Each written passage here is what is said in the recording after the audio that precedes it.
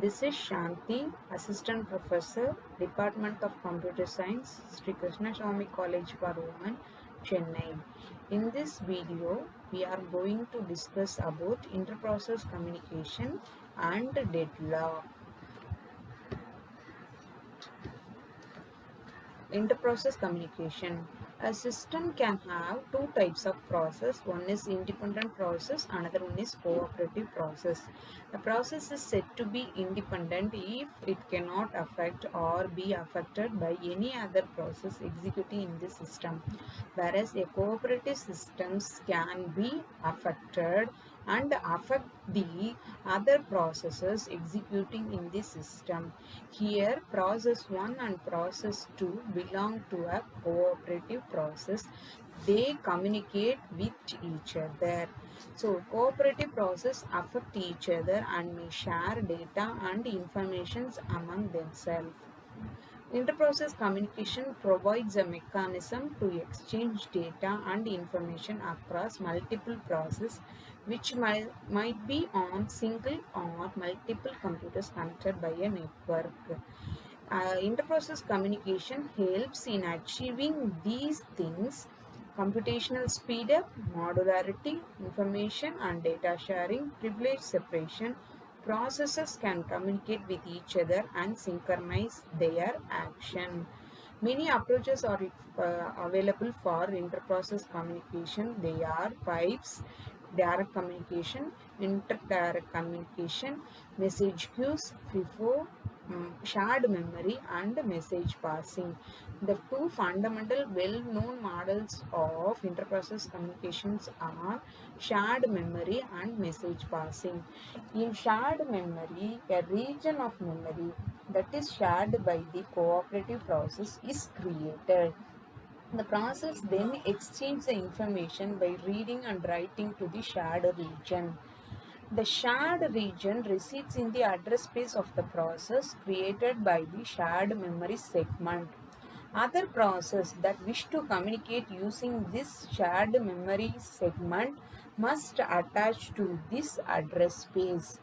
So the multiple processes communicate by the shared memory, where one process can make changes at a time, the others can only view the changes. In shared memory, the kernels are not used. Message passing model. In message passing model, communication takes place by means of messages exchanged between the cooperative system. Message passing provides a mechanism to allow process to communicate and to synchronize their action without sharing the same address space, and is very useful in distributed environment. The message passing facility provides at least two operations, that is sending and receiving. The messages sent by the process can be either fixed size or variable size. Next one is deadlock. So what is a deadlock? So when more than one process taking place in a system is prevented from getting executed, this is called as deadlock. It happens when a resource is being held up, are occupied at the moment because some other process are running in the background. A deadlock in OS makes it circle the drain since no process is executed. Consider when two trains approach each other at a crossing on the same track, both shall come to a full stop, neither shall start up until the other has gone. This is a deadlock. A deadlock is a situation in which each process in a set of processes is waiting for an event that only other process in the set can cause.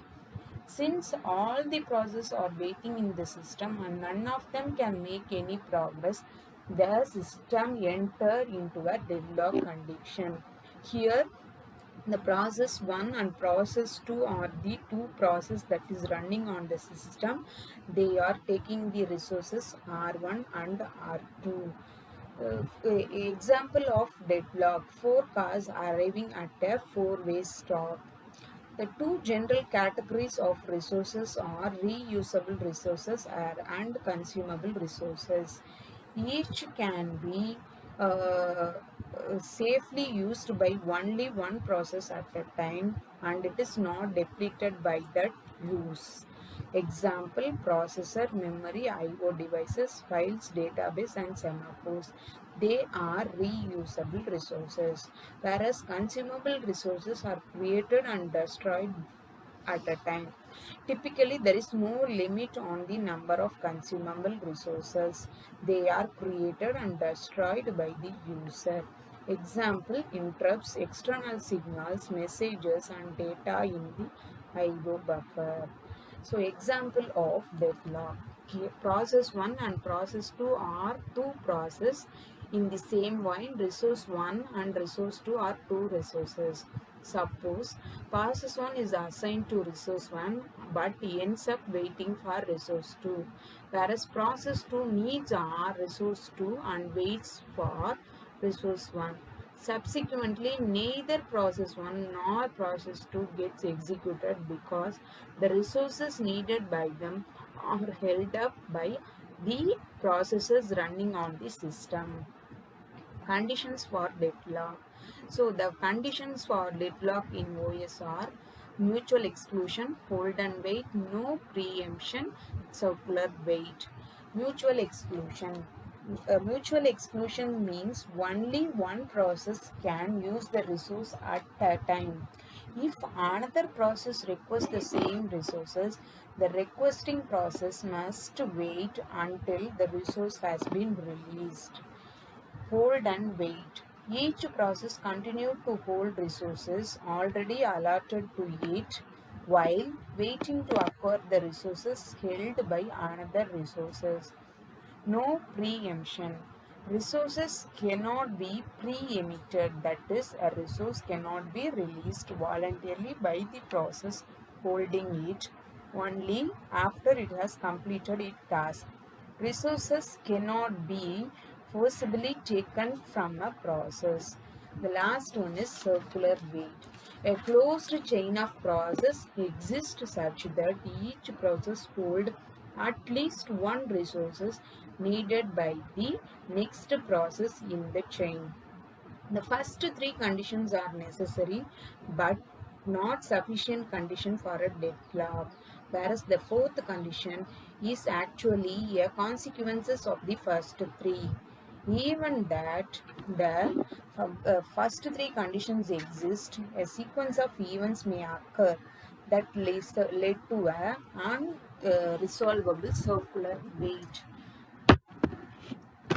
All the four conditions must hold good for a deadlock to occur.